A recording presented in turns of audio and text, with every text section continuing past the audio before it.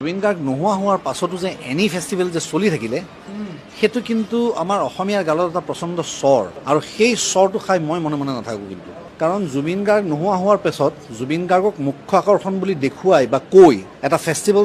চলাবলৈ যোৱা মানুহজনে যদি জুবিনৰ মৃত্যুক সন্মান জনায় তেওঁ যদি সেই আন্দোলন সেই ফাংচন যদি বন্ধ কৰি দিলে হয় নহয় কি হ'ল হয় 1-1.5 কোটি 2 কোটি টকা খৰচ হ'ল হয়তো নষ্ট হ'ল হয়তো হওক জুবিনৰ যিমান অনুৰাগী আছে সকলোৱে 1 টকাকৈ দিলেও তেওঁ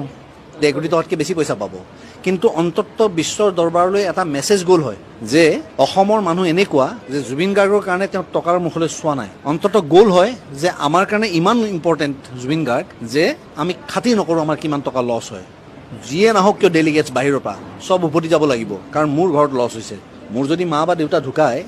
তো ৰজা মহাৰাজা যদি মোৰ ঘৰলৈ ফুৰিবলৈ আহে মই মাংস বনাম নেকি মই যি খাম তাকে খুৱামতো সেই মনোভাৱটো যে নাথাকিল সেইটো মই তীব্ৰ গৰিহণা দিছোঁ আৰু নিৰপেক্ষ বিচাৰ হওক